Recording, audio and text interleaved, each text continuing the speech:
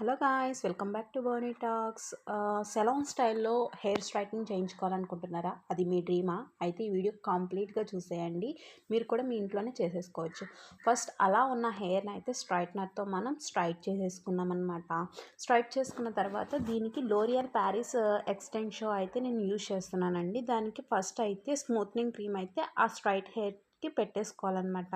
మనం ఇలా చేసుకుని సపరేట్గా స్మాల్గా పెట్టుకోవాలన్నమాట అండి. దీనికి గ్లౌజెస్ అయితే వేసుకోండి. పెట్టుకున్న తర్వాత అయితే ఇట్లా అయితే ఉంటుందన్నమాట. వన్స్ స్ట్రైట్ చేశాక ఎట్లా అయితే స్ట్రైట్ చేస్తామో అట్లానే ఉంటుంది.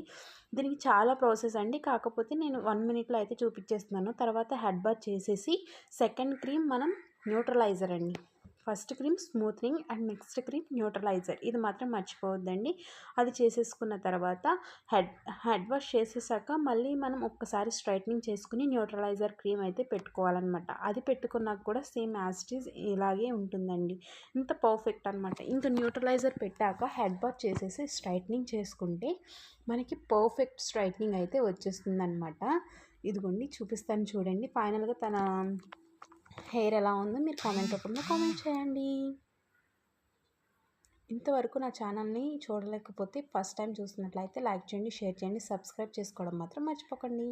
బాయ్.